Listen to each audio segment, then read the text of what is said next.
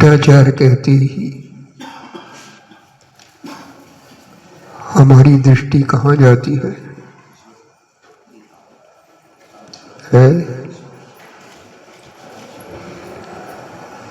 नेताओं की ओर जाती है, शासकीय कर्मचारियों की ओर जाती है।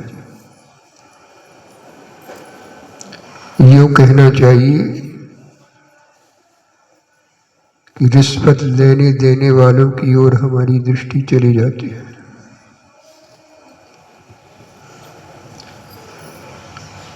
और शिथिलाचार शब्द सुनते ही हमारी दृष्टि कहाँ जाती है? साधुओं की ओर जाती नहीं जाती है? कि गृहस्थों में शिथिलाचार नहीं होता है, उस पर गौर नहीं किया जाता है। शिथिलाचार का अर्थ क्या होता है?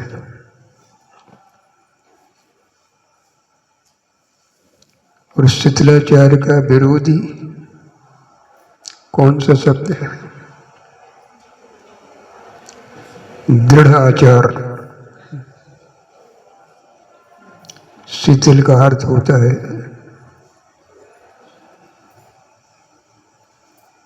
ढीला, कमजोर।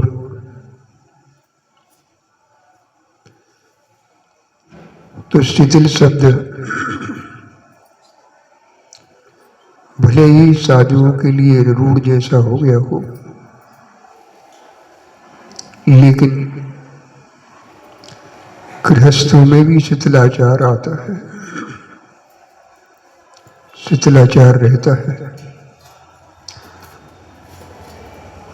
और गृहस्थों के शिथिलाचार का, यह गृहस्थों का शिथिलाचार ही साधुओं के शिथिलाचार में कारण होता है। यदि गृहस्थ अपना धर्म पालन करने में शिथिल ना हो तो साधुओं को भी सोचना पड़ेगा कि हमारा आचरण शिथिल क्यों हो।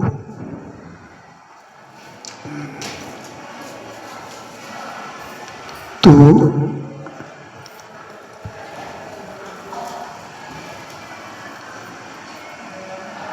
शिथिलाचार के 3 कारण होते हैं। एक अज्ञानता, एक शक्तिहीनता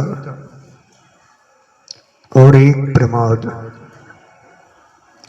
शक्तिहीनता और अज्ञान, इससे यदि शिथिलाचार होता है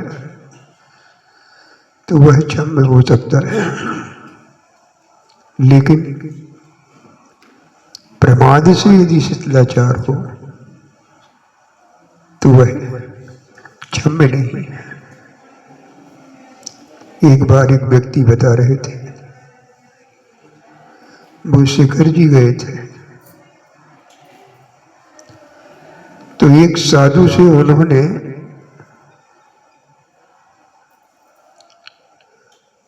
निवेदन किया,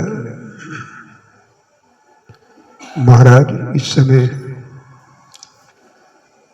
साधुओं में शिथिलाचार बढ़ता चला जा रहा है और शिथिलाचार से धर्म की अप्रभावना होती है। तो वो साधु कहते हैं कि हम आगम विरुद्ध नहीं चलते। जब आगम में बताया गया है कि पंचम काल में साधुओं का आचरण निर्दोष नहीं हो सकता है, तो यहां ये कहें निर्दोष आचरण कहें, चाहे दृढ़ आचरण कहें, सदोष आचरण कहें, चाहे शिथिलाचार कहें, कोई अंतर नहीं। तो उनका कहना था कि जब शास्त्रों में लिखा हुआ है कि पंचम काल में साधुओं का आचरण निर्दोष नहीं हो सकता है, और यदि हम निर्दोष आचरण कर ले तो वो आगम विरुद्ध हो जाएगा कि नहीं है? समझ में आ रहा कि नहीं आ रहा? जब शास्त्रों में निर्दोष आचरण नहीं हो सकता है पंचम काल में, और हम निर्दोष तरीके चले तो आगम विरुद्ध नहीं हो जाएगा है?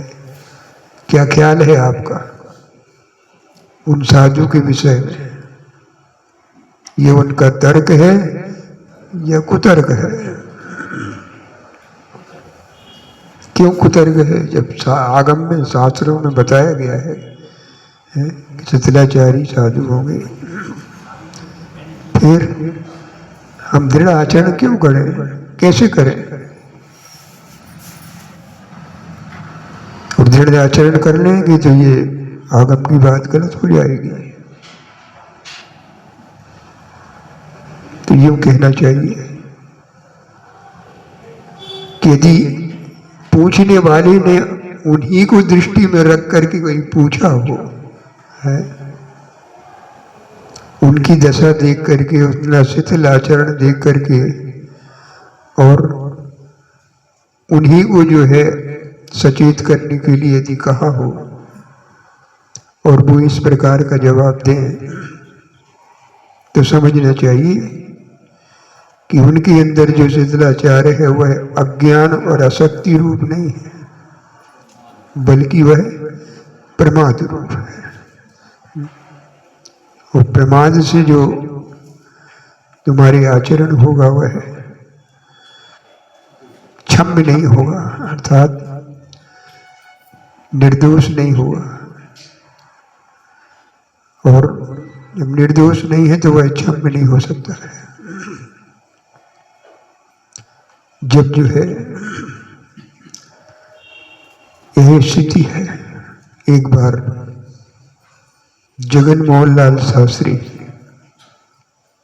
नाम सुना हो आपने, कटनी के थे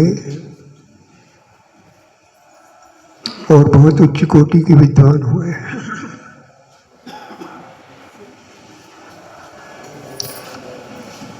जिस समय विद्यासागर जी प्रकाश में आए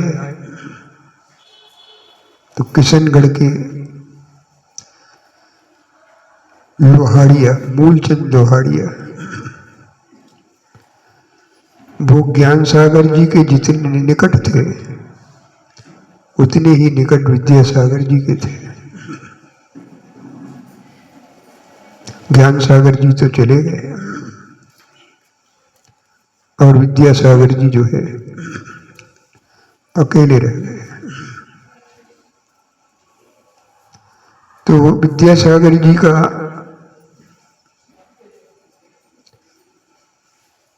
आचरण और ज्ञान दोनों देकर के बहुत प्रभावित थे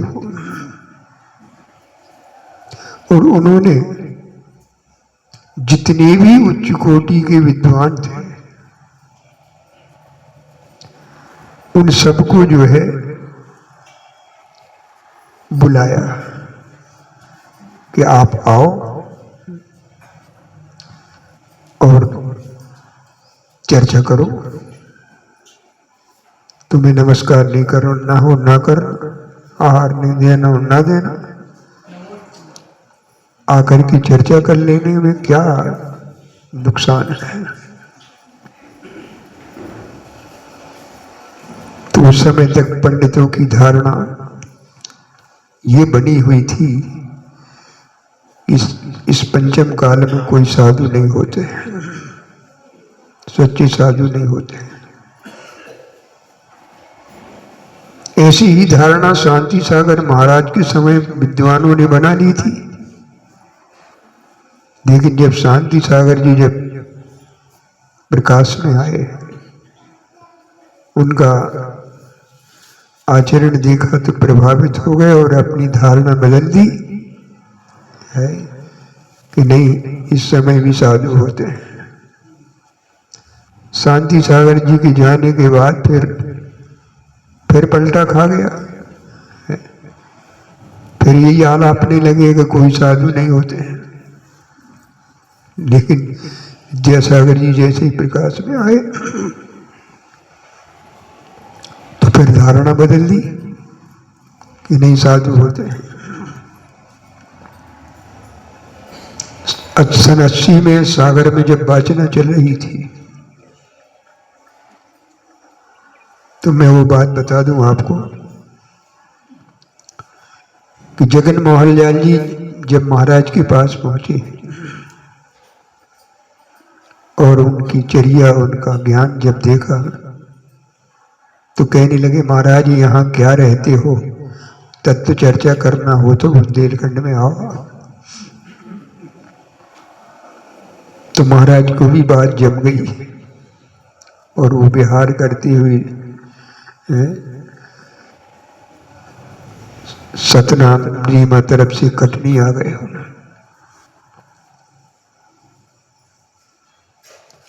और अस्वस्थ हो गए। वो इतने ज्यादा अस्वस्थ हो गए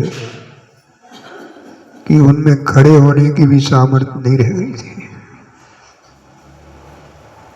और जैसे कैसे खड़े होते थे आहार के लिए, थोड़ी देर खड़े होते और बैठ जाते। पंडित जी बार बार उठाते उनको, ये उठो, ये उठो।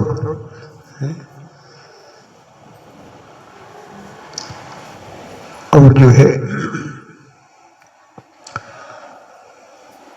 पंडित जी जो है महाराज के बहुत निकट हुए थे, तो उन्हीं की ही प्रेरणा से महाराज बुंदेलखंड में आए हुए थे। और उन्होंने जो है धर्म की अलग जगाई।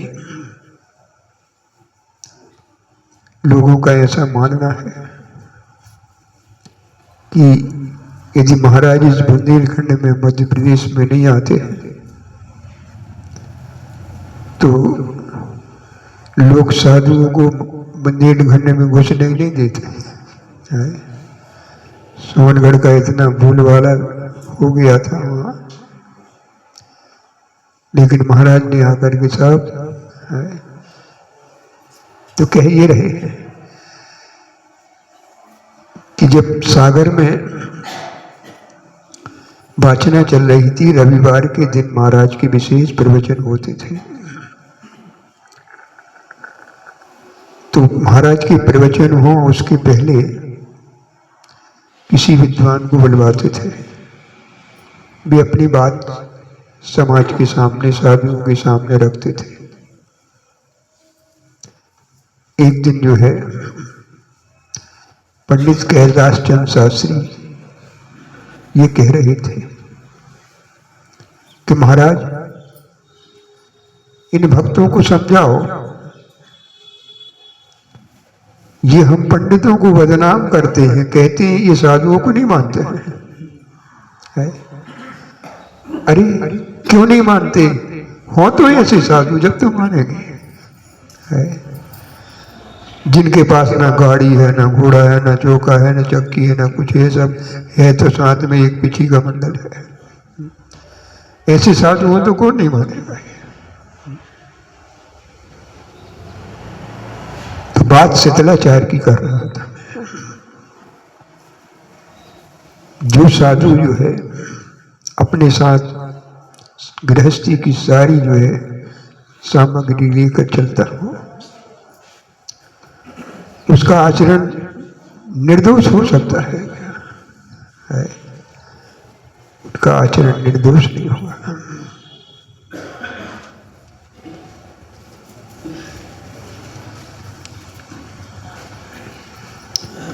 तो हमें कहना यहां पर यह है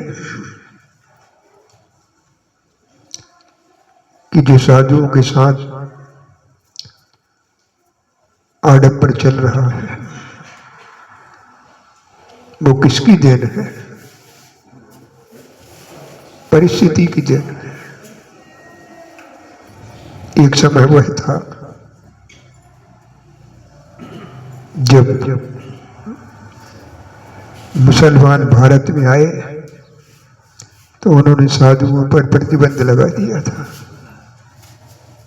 कि ये नग्न यहां नहीं रह सकते, रहना है पर्दे से रहें,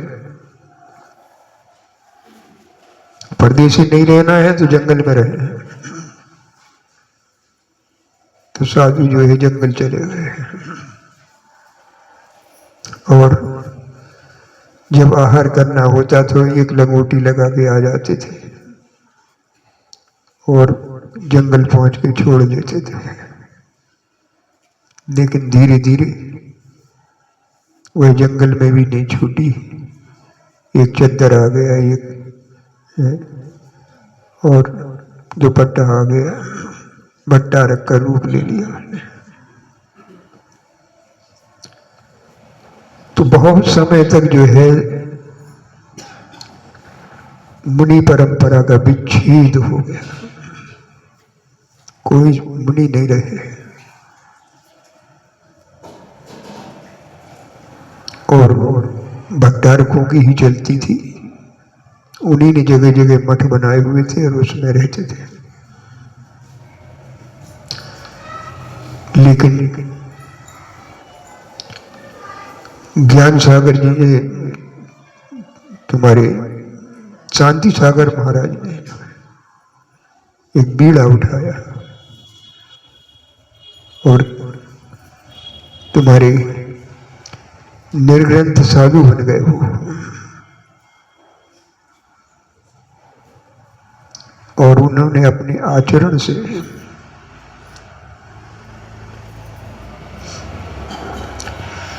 सामान्य जन को तो प्रभावित किया ही किया,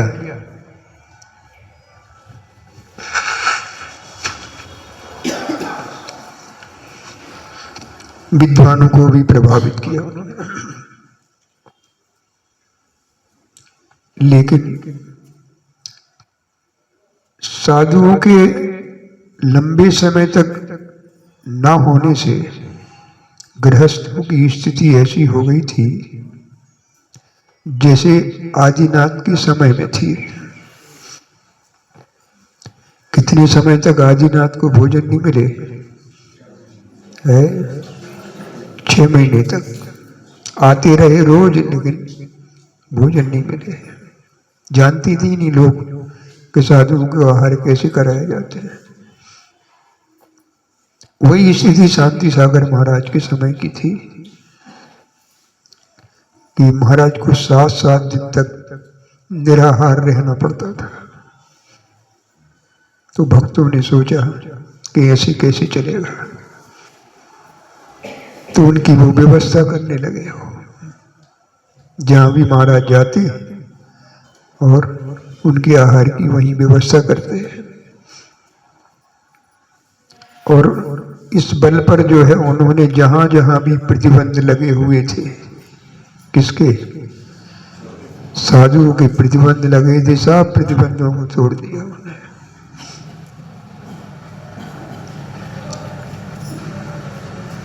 इस विषय में जो है यह घटना याद आ जाती है। अजमेर में मुसलमानों ने फतवा जारी किया कि जैनियों, या तो आप अपना कोई चमत्कार दिखाओ, या मरो या मुसलमान बनो। ऐसा फतवा जारी कर दिया उन्होंने।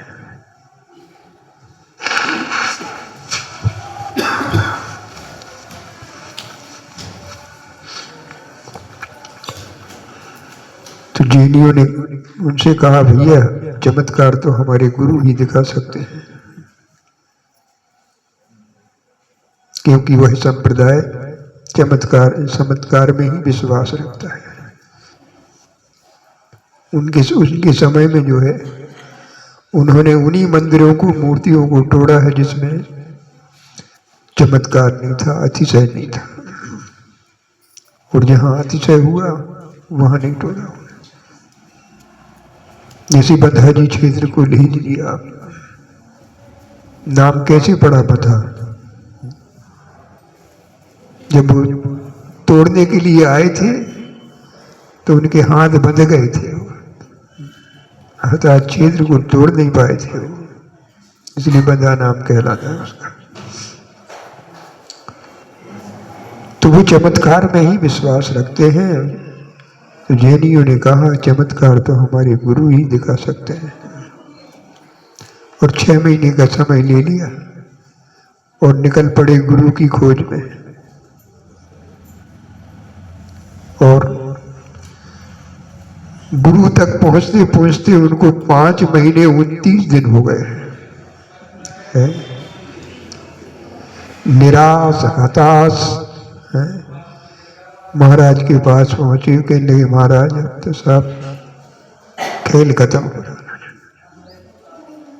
अजमेर से आए हैं, अजमेर में ऐसा फतवा जारी हुआ है और 6 महीने का हमने समय मांगा था, वह कल पूरा होने वाला है।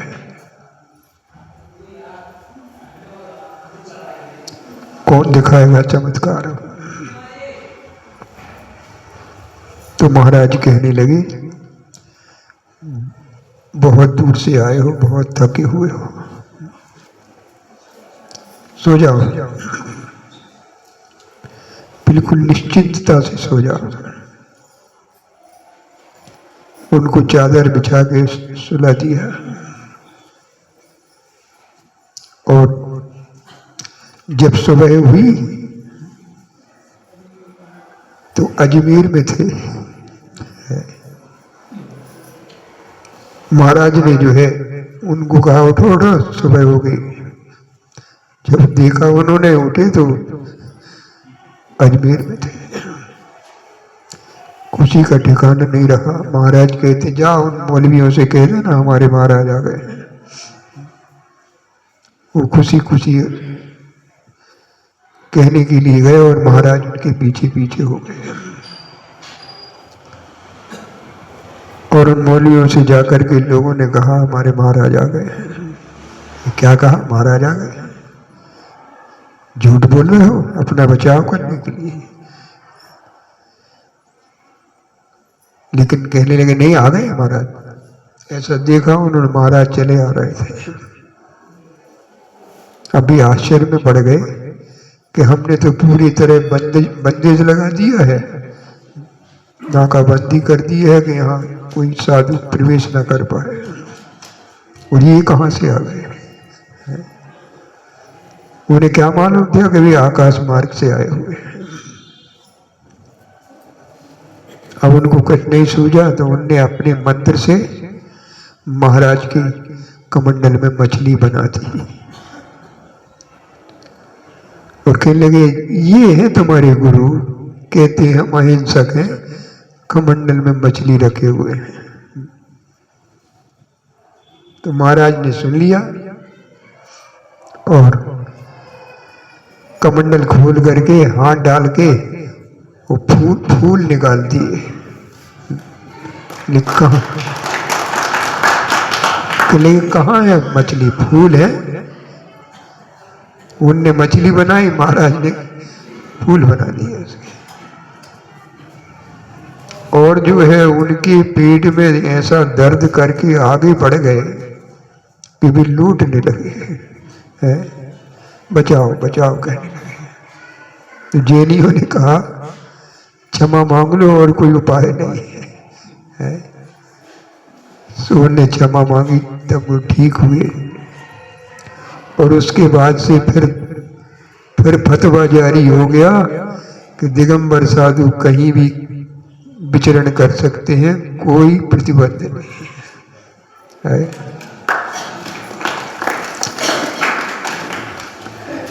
इसको क्या कहते हैं?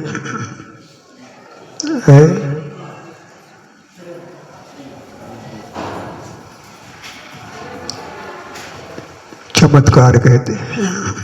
उनकी दृष्टि में यह चमत्कार कहलाता है। तो यहां कह ही रहे हैं कि इससे धर्म की प्रभावना हुई कि नहीं हुई है? धर्म की प्रभावना ऐसे ही जो है भोपाल में भी घटना घटी थी। एक महाराज आए हुए थे और वहाँ एक मंदिर ऐसी जगह पे था जहाँ मुसलमानों की बस्ती में से होकर जाना पड़ता था।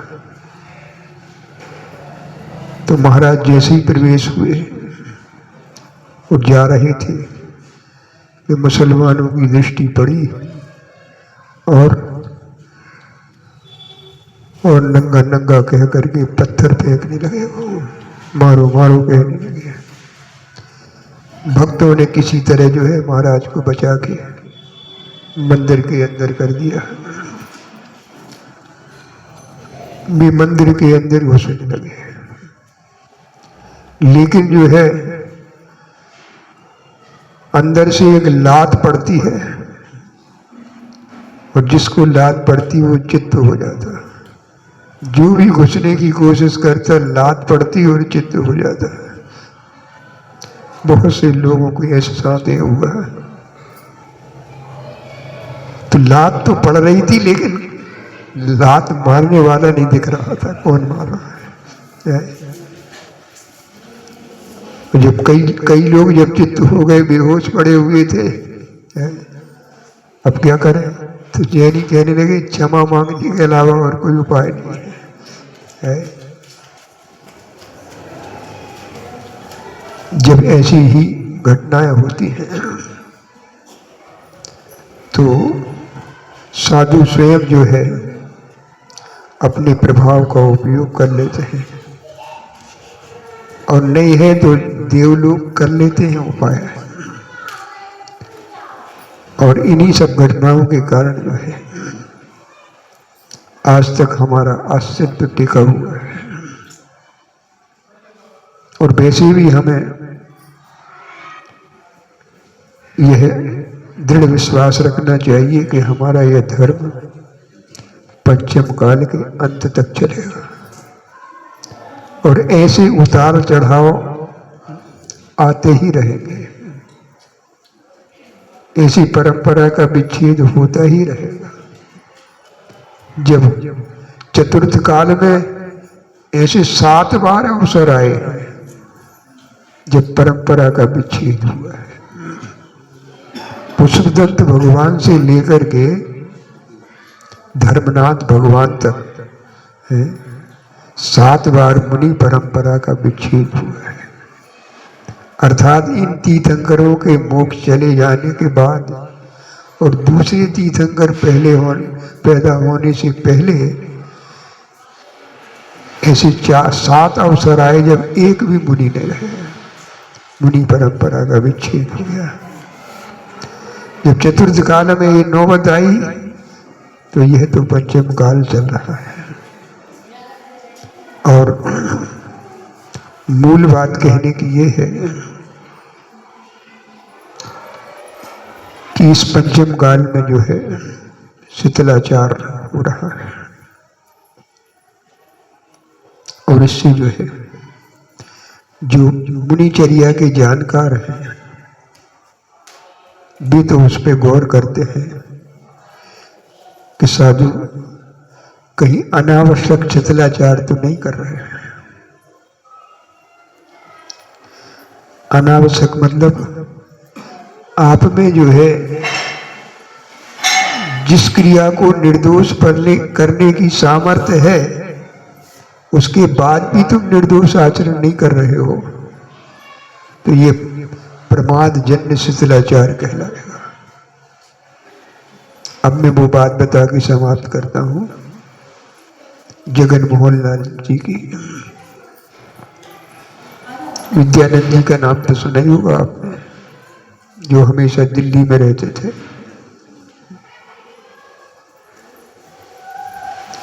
तो जगन मोहन लाल जी ने बड़े साहस से उनसे पूछा, महाराज आप इतने विद्वान हैं, बुद्धिमान हैं, और इस समय आपकी शारीरिक क्षमता भी है,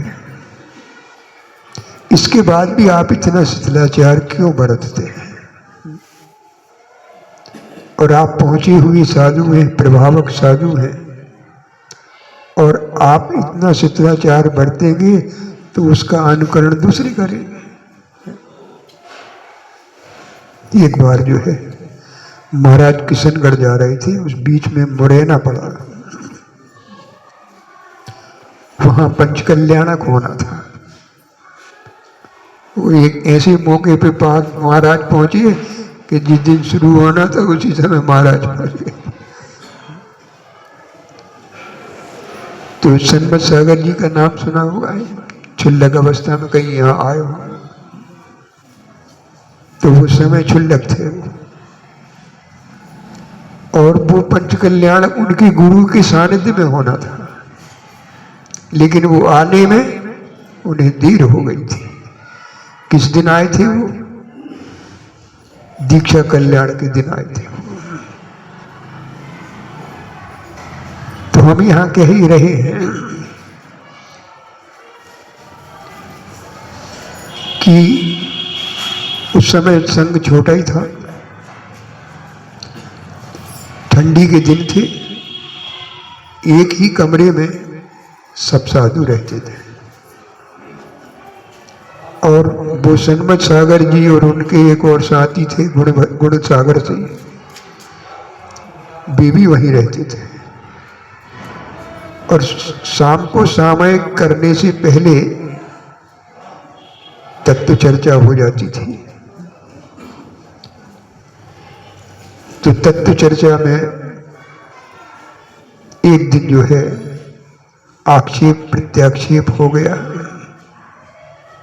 महाराज कहने, आचार्य महाराज कहने लगे सन्मत सागर जी से, तुम्हारे गुरु तो दो दो गाड़ियां रखते हैं। तो उन्होंने झट जो है विद्यानंद जी का नाम ले लिया। विद्यानंद जी भी तो रखते हैं गाड़ी,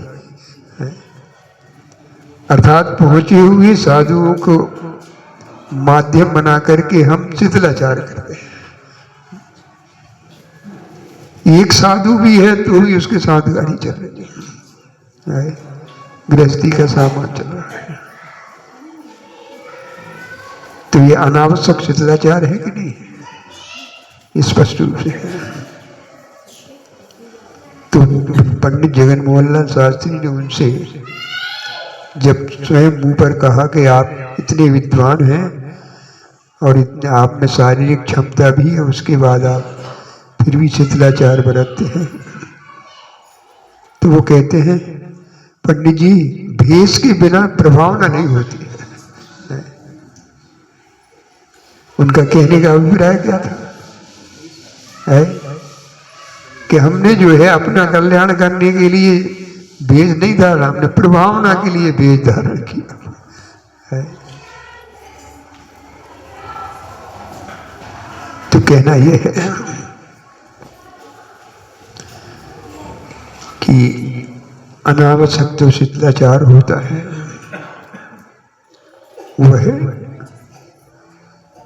क्षम्य नहीं है। प्रमाद जन्य जो शिथिलाचार होता है वह क्षम्य नहीं है। इसलिए जो प्रसंग छेड़ा था हमने कामचोर, कामचोर का जो प्रकरण छेड़ा था, उससे जो है साधु भी अछूते नहीं है। यूं कहना चाहिए कि हम में सामर्थ्य होते हुए भी हम शिथिलाचार बरत रहे हों तो हम कामचोर हैं कि नहीं है? अर्थात जो क्रिया हमें निर्दोष ढंग से पालना चाहिए वो भी नहीं पाल रहे हैं, तो उसकी है क्रिया कामचोर है या नहीं है? आपको अटपटा सा लग रहा होगा। तो महाराज दिगंबर साधु और कामचोर है। हाँ, प्रमाद जन्य जहाँ शिथिलाचार है वहाँ कामचोरी ही है, यही कहना होगा वहाँ।